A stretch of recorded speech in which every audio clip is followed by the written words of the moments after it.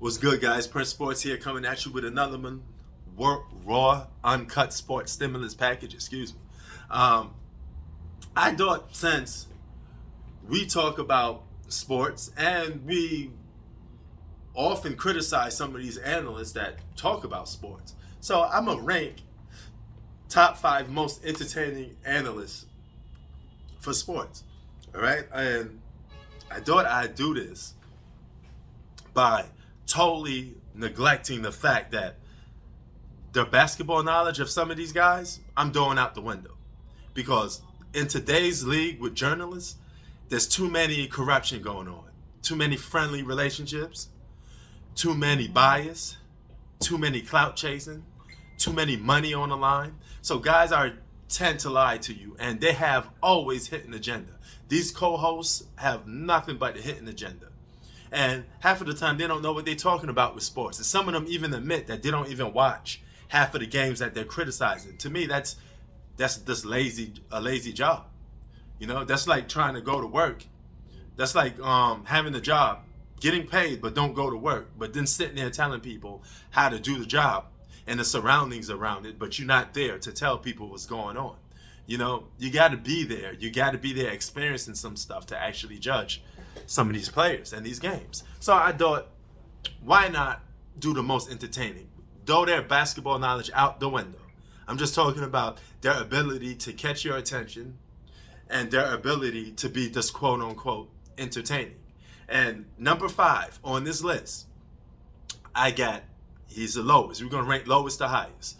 The lowest one on this list, number 5, is Nick Wright. Okay, this guy was known as a LeBron slurper, like Philly would say, a LeBron fanboy, a LeBron bandwagon. I mean, he's just on the LeBron James train. Last time that I saw him, I haven't heard from this guy in years. Okay, but I do remember him from the past. He was always favoring LeBron James, and he was just a straight up LeBron James troll. Guy barely know anything about basketball. He was just there to get on his knees and drink that chocolate drink that LeBron James can provide.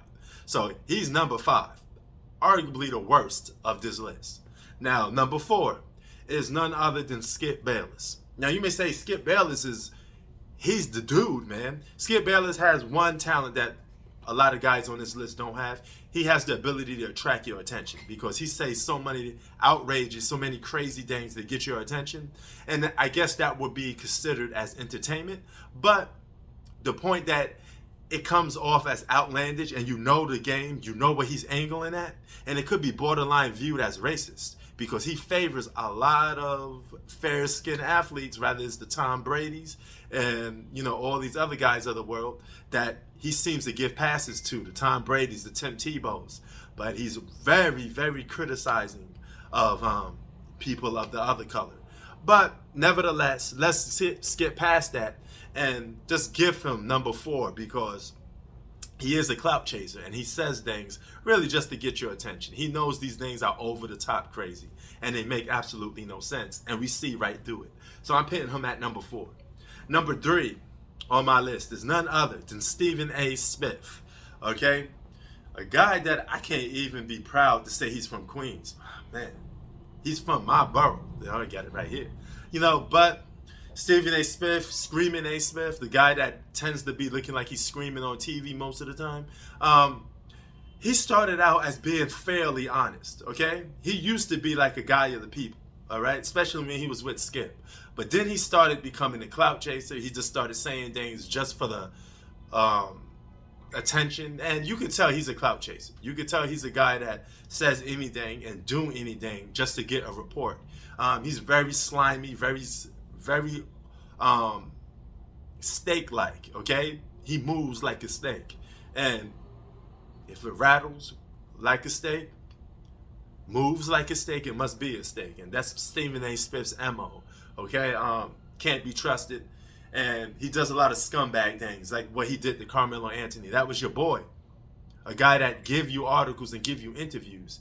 And you had to publicly apologize to Carmelo Anthony. You had to apologize to Kevin Durant's mom because you went over the top with your disrespect towards athletes. All right? And it's usually athletes of the same race as you.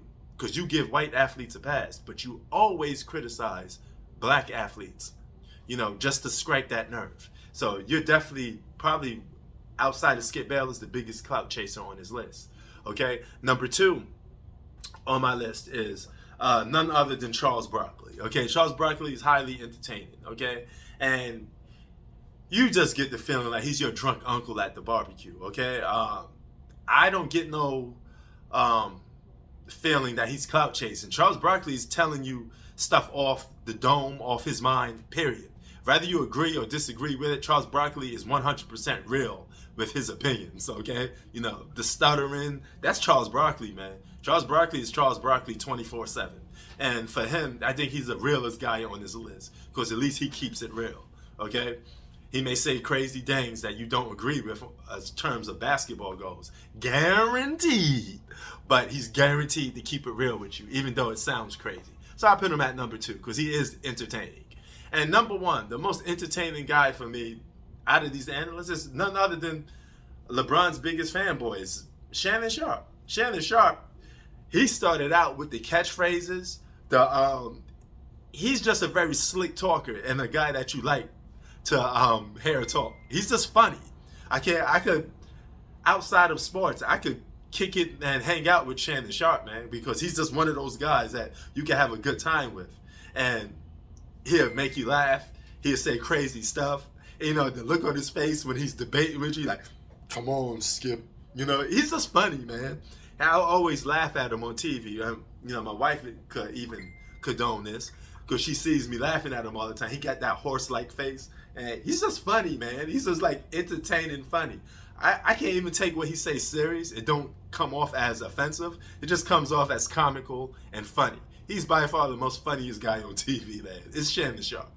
So that's my list of the top 5 most entertaining analysts in sports, taking their judgment of the game away. Just entertaining. Prince Sports out. Peace.